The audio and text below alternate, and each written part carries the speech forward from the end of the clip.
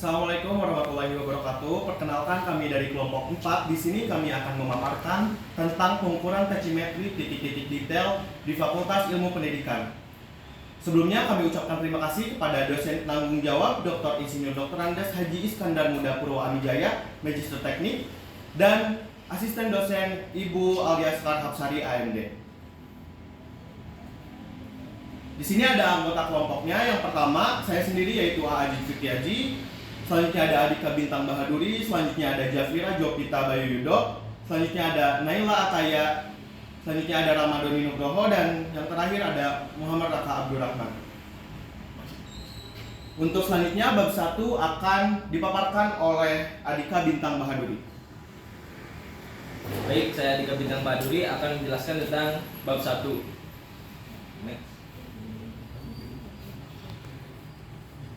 Yang pertama adalah latar belakang. Untuk pengukuran titik-titik detail adalah untuk memperoleh informasi koordinat dan tinggi antara titik-titik detail sedemikian rupa sehingga dapat disajikan model permukaan tanah secara terperinci. Tapi faktanya mahasiswa S1 Teknik Sipil UPI belum mengetahui mengenai pengertian pengukuran tachymetry.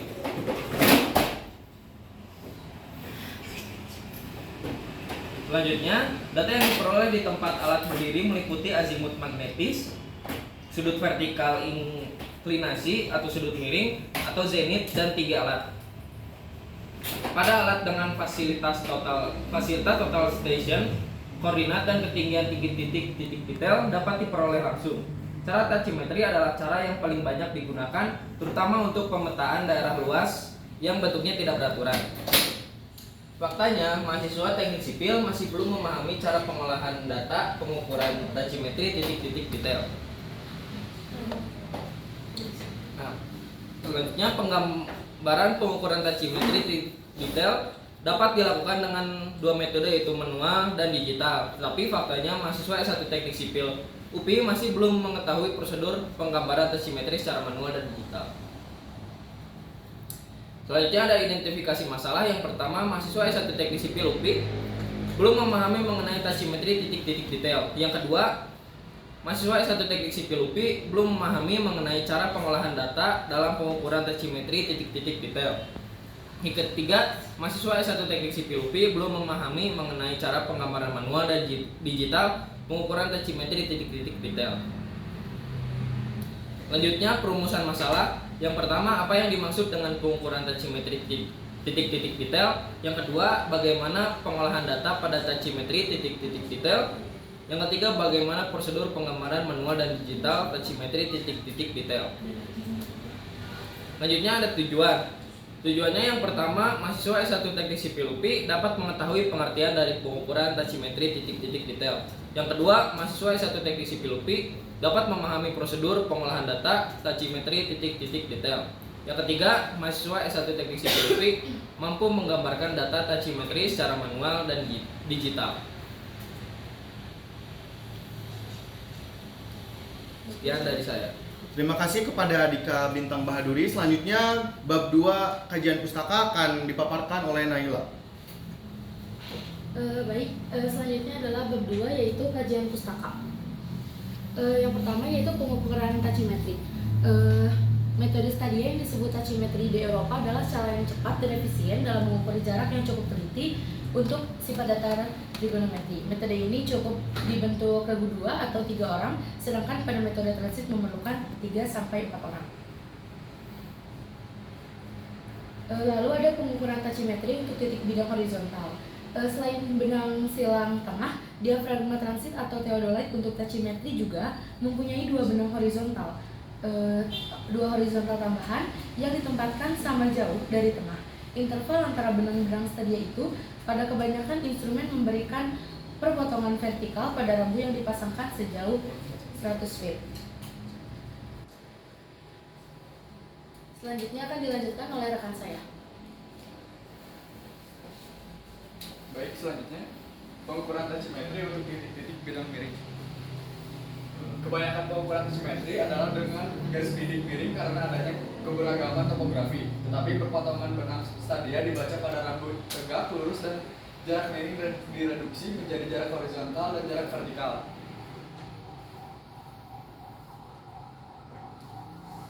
garis kontur. Garis kontur adalah garis hayal di lapangan yang membuka titik-titik dengan ketinggian-ketinggian yang sama, atau garis kontur yaitu garis di atas peta yang memperhatikan titik-titik di atas peta dengan ketinggian yang sama.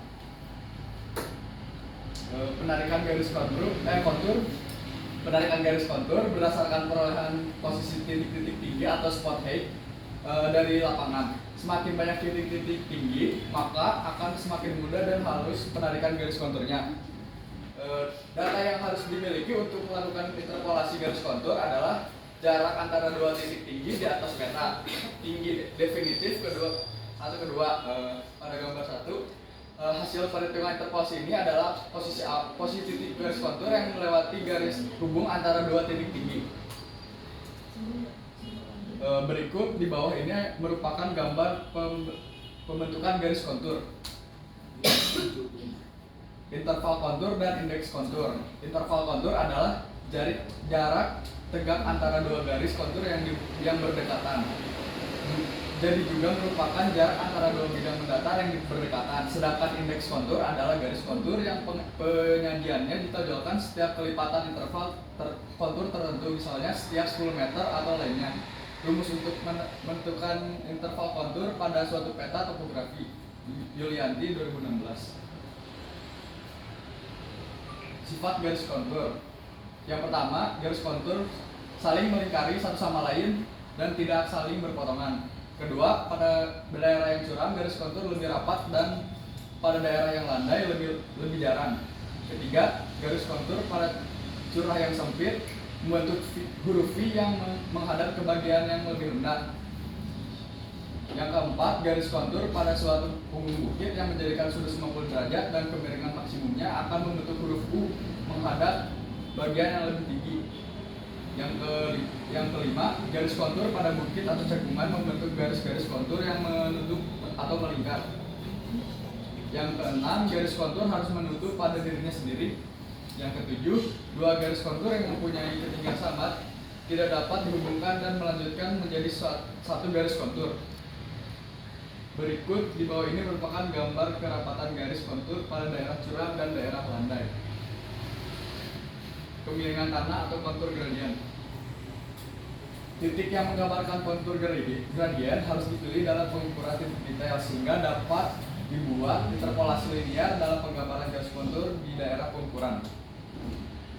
Kegunaan garis kontur selain menunjukkan bentuk ketinggian permukaan tanah, garis kontur juga digunakan untuk yang pertama menentukan potongan memanjang, yang kedua menentukan luas daerah genangan dan volume suatu bendungan, yang ketiga menentukan route atau trench dengan kelandaian tertentu, yang keempat menentukan kemiringan dua titik di lapangan sama tinggi dan saling terikat.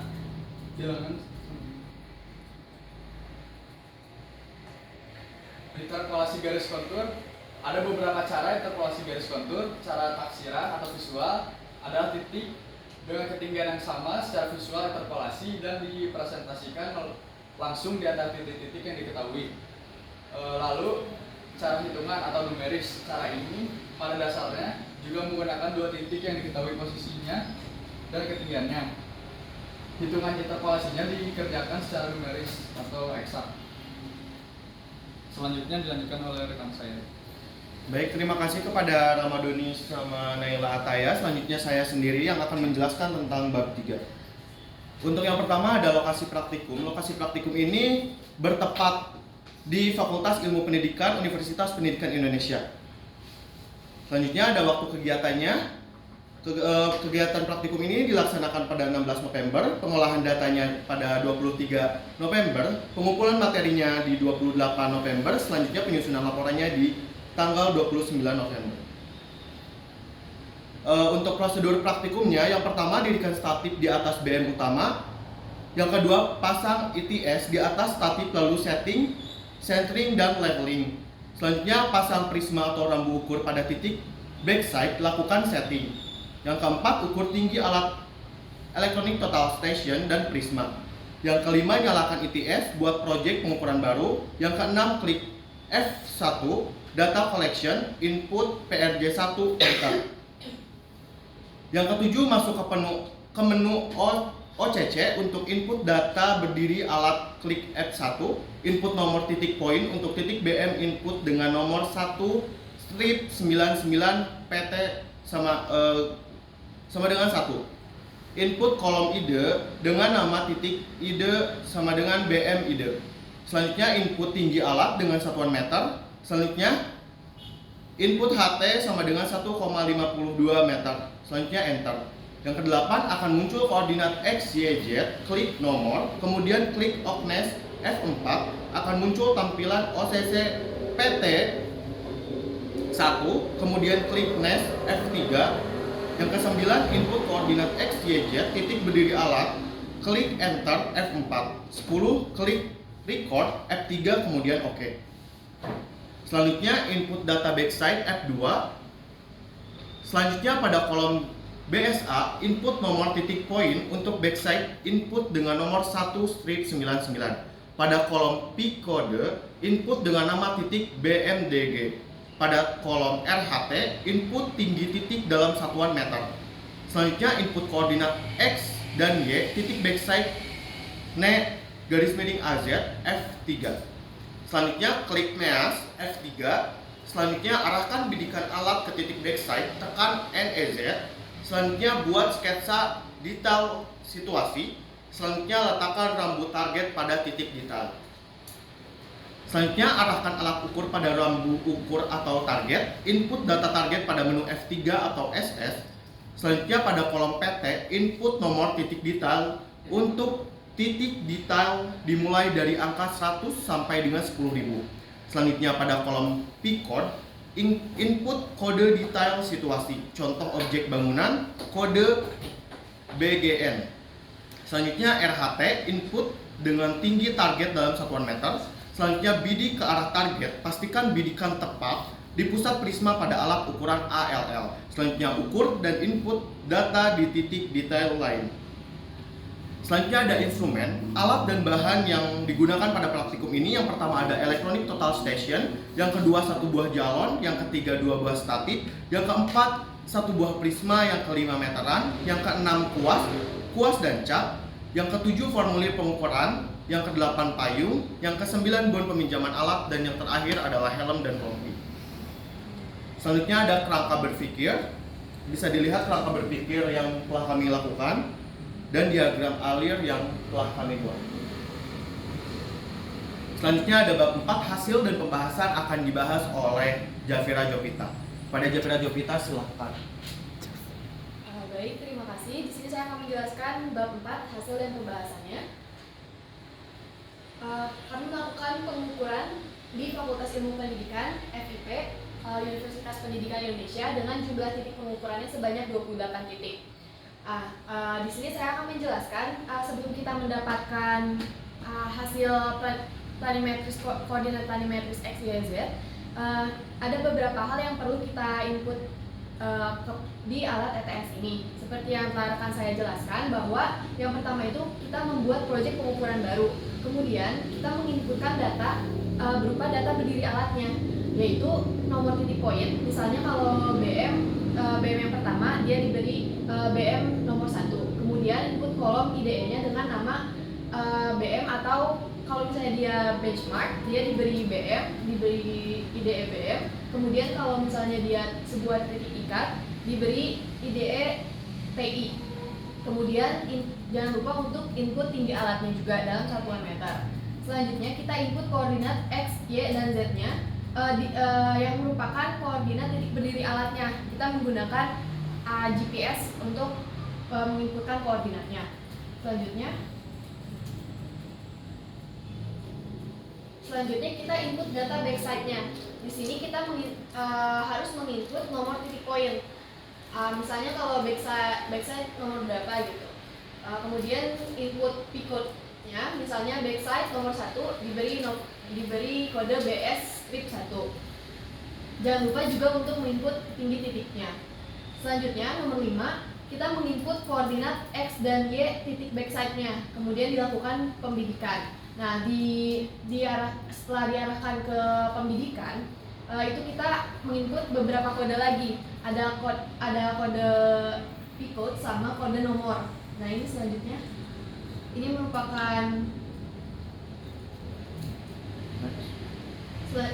merupakan kode-kode yang kita gunakan. Jadi untuk kode PT 100 dengan kode JN itu merupakan titik detail untuk jalan. Kemudian PT 200 kode BN merupakan titik detail untuk bangunan. PT 300 kode TM merupakan kode titik detail taman. PT 400 kode PN merupakan kode titik detail pohon. PT 500 kode SL merupakan kode titik detail selokan. Dan PT 600 merupakan kode TN merupakan kode untuk yang. Jangan lupa juga untuk tinggi targetnya. Nah, sudah aja kita lakukan pembidikan ke arah target.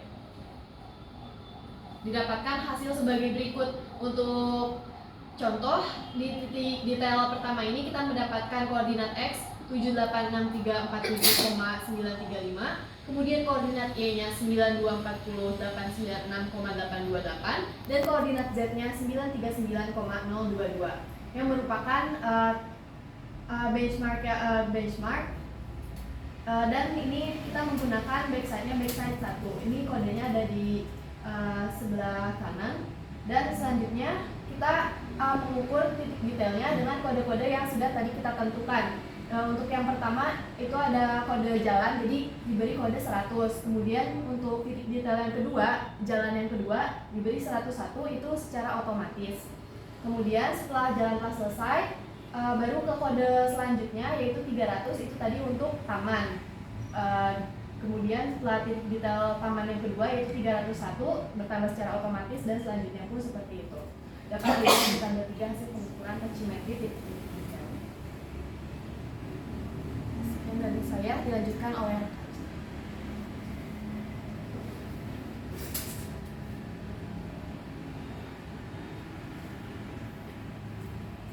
Ya, berikut saya akan menjelaskan tentang hasil dari gambar kita yang telah kelompok kami kerjakan.